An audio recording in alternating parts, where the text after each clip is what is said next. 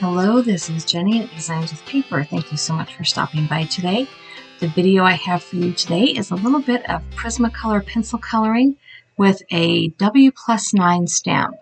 So this is the Kind Soul stamp, and I am going to stamp it on a piece of Nina Solar White. It's half of a piece of 8x11 paper because this is kind of a large stamp. And I am going to use my Misty stamping tool. Sorry, it's really zoomed in right here.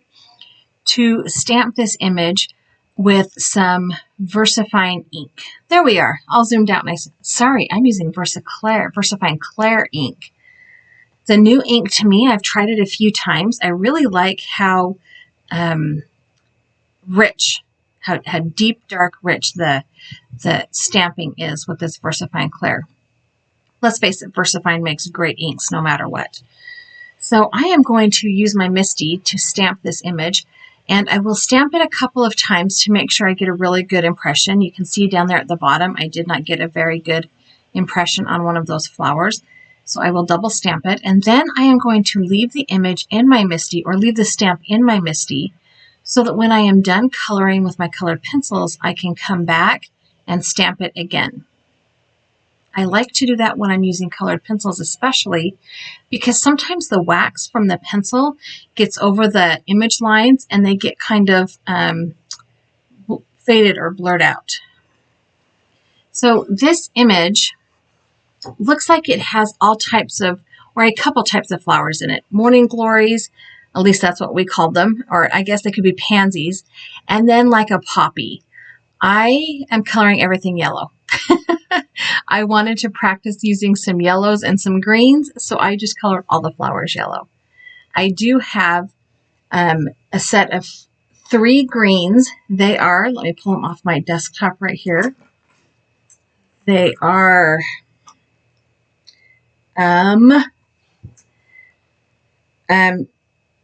Chartreuse, dark green, and apple green. Those are the 3 greens I used to color in the leaves. I started at the base of the leaf or wherever there was a shadow and put the darkest color down. And this is real time right here coloring this leaf. So I started where the shadow would be and put the darkest color down, then the midtone and the lightest up at the top where the highlight would be.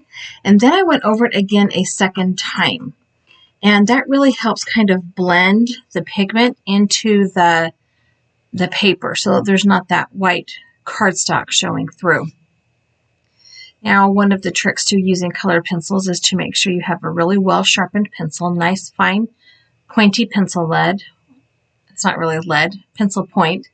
And that you hold the pencil back a little farther from the tip than maybe you would when you're writing, so that you can add minimal pressure. So now I've kind of sped up and fast forwarded, edited out some of the coloring. I did want to leave a couple more of the leaves in, but I didn't really want to do it real time. I am not exactly sure how long it took me to color this. It was one of those things I just wanted to do, so I turned the camera on just in case it was decent footage to use for a video. And it was. The downside is that when I went to put this on a card, that video footage was lost. I don't know where it went. I can't find it on my computer. It's not on my camera. I may not even have turned the camera on. Let's be honest, I may not have pushed play or pushed record. So you get to see the coloring of the image, but not so much of the making of the card. So anyways, I am just going back and forth along all of these leaves, and I'm adding that dark green that it's literally called dark green. These are Prismacolor pencils, and into the shadows, and going back over it with the apple green and then the Chartreuse as the highlight. And I will go over it 2 or 3 times depending on how much more it needs. It's just kind of a eyeball it feature for me. Colored pencils are a different type of medium than Copic markers. They are They take more work to blend for sure, but they really do give you some fantastic results. There's lots of highlights and lowlights when you use colored pencils because it does take more effort to blend. I haven't in a really long time colored anything with Gamsol, and I think maybe I should do that in another video. Use the Gamsol to blend the colored pencils together. Most of the time when I am using colored pencils, I'm choosing that medium because I want you to be able to see the texture that the pencils leave behind. It's not quite as smooth as Copic markers, but it's also not quite as mottled as maybe watercolors. It's really its own pigment. So for the flowers, I have pulled out cream. I can't read this writing. Canary yellow,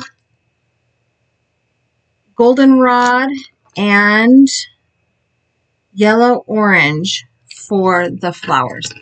And I am starting, and yeah, this looks like it should be one of those, a poppy, but I am coloring it yellow. Yellow in Copic markers is a really easy blend for me, but yellow in watercolors or pencils, colored pencils, is not as easy for me. And I really did just kind of want to practice my yellows. That's why like I said before, that's why I chose all yellows. I started on this petal, pulling the shadow down at the top of the petal, which you can't see because it's off camera a little bit, because that's where the illustrator added that potential for the shadow to be. And then I put the darkest color down at the bottom near the center of the flower, and I blended up with the second darkest, and then the mid-tone, and then the light one for the highlights, the cream color for the highlights. And like the leaves, I just about said feathers. Like the leaves, I went back and forth a couple of times, changing my pencil direction. That's one really good tip for colored pencil is don't color the whole thing in the same direction. You're trying to get that pigment down into the paper fibers. You kind of need to go over it in more than one direction, especially when you're not trying to color fur or hair, right? So anyways, back and forth. The petals used a 4-color blend. They have a little bit more space, and so they needed a little bit more highlight, low light kind of thing. And I will do this one flower in real-time speed, and then I will fast forward and kind of go through the rest of the flowers, edit through the rest of the flowers. Oh, let's see, I totally just lied right there. I did not do the rest of the flower in real time. That's a good thing because those flowers were not slow. In fact, I got about halfway through this one flower and then stopped the video to go get my kids fed dinner, and then came back to it after they had gone to bed, which is why the lighting probably looks a little bit different too. I'm pretty sure it was dark once I finished coloring this flower swag. I love the WPlus9 illustrations. They have some really, really, really good floral illustrations. I am not sure who their designers are or who designed this particular stamp, but it is a beautiful swag. Let me see if it says on the back. Nope, it does not say on the back who designed this stamp set, but it is a really pretty floral swag. And I'm just going to continue to color back and forth, back and forth, back and forth, and try to remember. One thing about this stamp set I like is it has lots of folded petals, and I need to remember that the folds aren't dark. The folds on the petals would actually be the highlight or the lightest part of the petal because it's folded over itself, and then the darker or the shadow would be right underneath that fold. And I have found myself forgetting that just from time to time when I am coloring flowers. I forget that that fold would be the highlight, not the low light of the petal. Anyways, I don't know what else to say about colored pencils. I probably should have sped this up just a little bit faster. I have not ever tried, what is the other brand of colored pencils? So these, the Prismacolor are wax based, and then there is a brand that is, or a style that is oil based. I have not ever tried those, and I am curious as to how they work. Do they work differently or the same? I've kind of been watching on Amazon for a good price for them, but they kind of are a more expensive pencil. And let's be honest, I don't need another coloring medium, but just for comparison's sake, I've been watching for them to go on a good sale. And when some of those oil-based pencils, either from Arteza or, gosh, what is the other brand of pencil? I can't even think of it right now. When I find a good deal, I probably will buy some just to try. Because, why not? I went those little flowers in the middle that I called morning glories. When I was a kid, we lived in southern Utah, and my mom always called them weeds, but they had the coolest little white flowers with pink stripes in them. And I don't know. I thought they were flowers, but my mom always called them weeds. And morning glories, they only bloomed in the morning. I think in this swag, they are supposed to be like a pansy or an impatient. But anyways, the center of these flowers, I am coloring in a dark brown.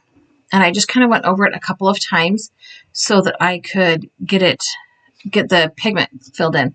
There's not very many flower centers that are in this actual swag, just those two big flowers. Anyway, so back and forth, back and forth, back and forth. Dark in the shadows. It's that dark yellow, yellowed orange or yellow orange, whatever it is, in the shadows, and the cream becomes the highlight. And the illustrator here gives you lots of information as to where the highlights and the shadows should be. Anywhere that those petals cover up each other, or they dip down, or they point out at the end, those are going to be where you have your lowlights, your shadows. The fold in the petal becomes a shadowed area, or at least that is how I pictured it in my brain. And so I just kind of took that darker color and put it all along where the illustrator had already drawn in the lowlights. I really like that cream as a highlight. It's not really a yellow, but it kind of looks yellow on the pencil. But when you add it to the top of the other pencil, it looks not yellow. I don't know what to say. Anyways, so I have finished stamping this, and I am going to put it in my Misty and stamp it again with that VersaFine Clair ink. And I use that microfiber cloth so that I make sure I get a nice, good impression. And then I am going to clear emboss. I'm using clear powder to heat emboss it. That is why I use my powder tool. Wow, words, on the top. And I do that just because it gives it kind of that raised, finished look. I am going to cut this out with my Scan and Cut. So I attach it to the Scan and Cut mat, and it cuts it all around the edge. And then I take a black Sharpie marker and go around the cut edge, just so that you don't see the white core of that paper. There were a couple of places also that I went, because a Scan and Cut just does the outside edge. It doesn't go into maybe where the leaves and the flowers are cut out. So there were a couple of places that I went in with that black Sharpie and filled it in. So here are photos of how the card turned out. I hope you enjoyed the video. Please come by next time, and thanks so much for watching. Have a great day.